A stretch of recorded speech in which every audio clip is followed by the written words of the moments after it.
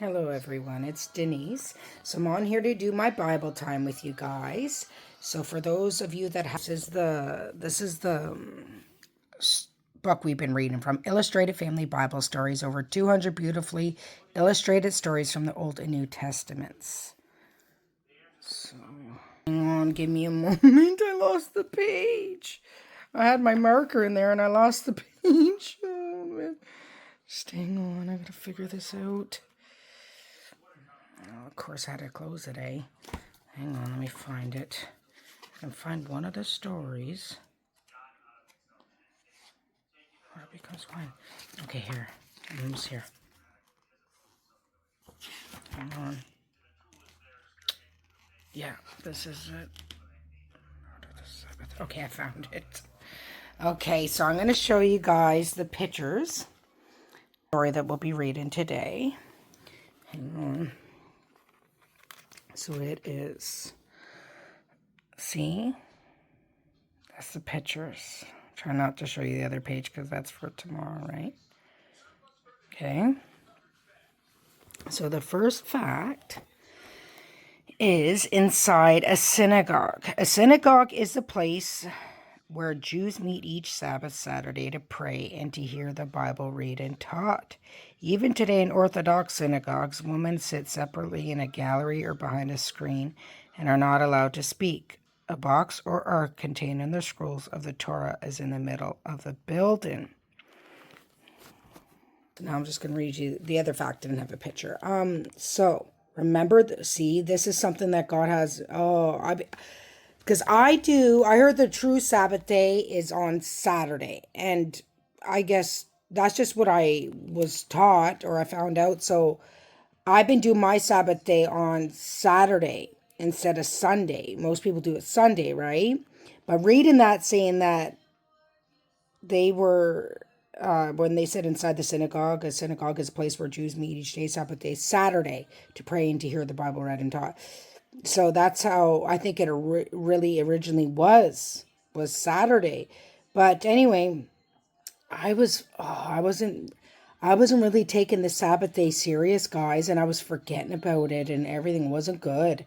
And the Lord brought me to some Bible scriptures and corrected me, but I still the odd time I gotta behave, because it's His day of rest. Like, it's one thing if you have to help someone or you really have to do something, but other than that, you're supposed to prepare for the day and rest and just worship God and spend more time with Him than usual, right? But this is the other fact. This is why I'm saying all this, because the other fact is, remember the Sabbath day. The Sabbath is meant to be a day of rest for everyone. Muslims celebrated on Friday. Jews on Saturday, see, and Christians on Sunday. Well, see, I don't know. That's just what I heard the original, but I don't know. I don't judge anyone. It's just whatever day you feel led, right? The command to keep it holy, that is set aside for God, is one of the 10 commandments given to Moses in the Old Testament. 1 day's rest in 7 reflects God's pattern of work in creation. He rested on the 7th day. In Jesus' time, the Pharisees had strict rules about what did or did not consist of work. So, no, this was put me in check again, too, because I'm going to tell you, I've been slacking on it. It's not good. Like, like the Bible says, you commit one sin, you commit them all. It doesn't matter how bad you think it is or how little of the sin you think it is. It's still sin. Look at my hair. Anyway, oh well. So anyways, the Bible story that we'll be reading from today is from Luke chapter 6, and it's called Lord of the Sabbath. So here we go. One Sabbath, Jesus and his disciples were strolling through some cornfields. As they did so, the disciples casually plucked some ears of corn, rubbed them between their hands, and picked out the grain to eat. Noticing what they were doing, some Pharisees asked, "Why are you breaking the Sabbath laws?" Jesus replied on behalf of his disciples, "Have you forgotten what you have read about the time when King David and his followers were hungry? He entered the temple, took the consecrated bread, and ate it, even though by rights only the priests were allowed to do so. What is more, he allowed his followers to do the same thing." Jesus paused. And then concluded by saying, the Son of Man is Lord of the Sabbath. On another Sabbath, Jesus was teaching in a synagogue. In the congregation was a man whose right hand was crippled. It was all withered and useless. The Pharisees and teachers of the law watched carefully to see if Jesus would heal the man on the Sabbath, because they were looking for an excuse to denounce him and take him to their religious court.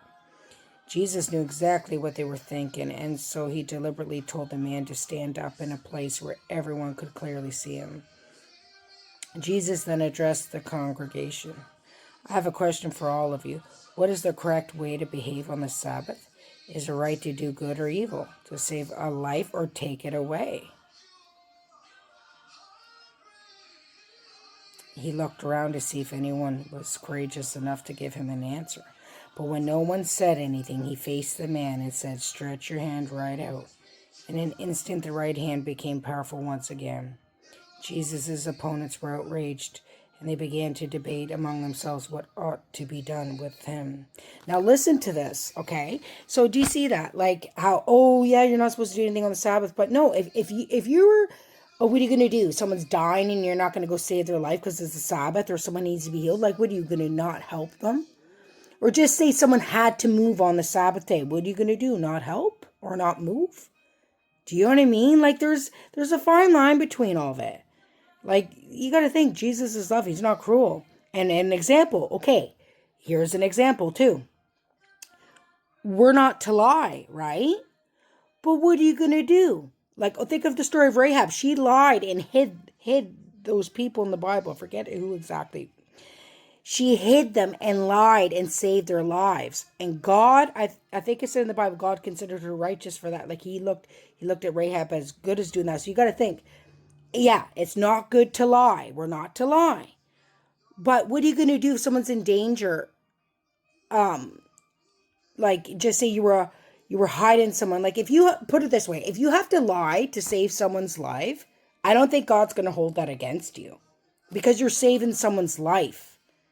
Do you know what I mean? So that's how I think anyways. Like, yeah, we're not to lie. We're not to work on the Sabbath. But if someone's in need or they need help or if someone's life's in danger, I don't think it's wrong you lie to save their life.